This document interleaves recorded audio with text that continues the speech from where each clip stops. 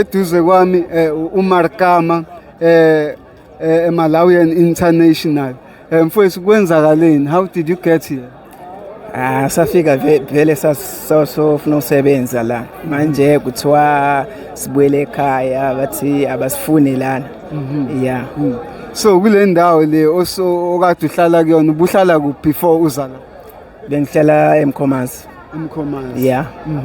Bathi neMkhomazini lenza ukuthi usuke eMkhomazi uze la. Kuthiwa bafuna amaphepha. Kanye bafuna ukuthi wonke umuntu owangaphandle ahambe. Yeah. Yini wena okade kulesikhathi osasihlalile la eSouth Africa inobo ubhizi ngawo kade uyenza? Ngesinye isikhathi bengingasebenzi. Umsebenzi bekuyabheda. Yeah, bengithola amatoho phela. Yeah. Mhlawumbe amatoha kanjani? Amatoho nje amaphisanyana nje, sometimes ngisebenza 2 days. Yes. Yeah. Yeah. So right now nje basenihlangene la we can see it's many of you.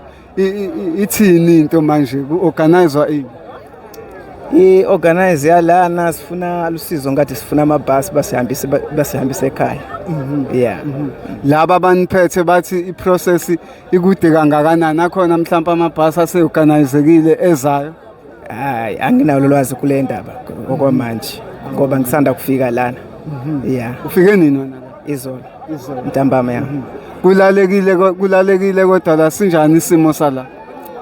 Lana basiphethe kahle, silale kahle, security yona i-right, kudle ku-right, kodwa inkinga vele angithi kungaphandle akudlwayelekile, akufani nendlini.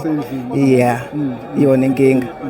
So you are ready to go home now? Yeah, ngi-ready noma mingafika manje amabhasi zogibela sihambe. Yeah.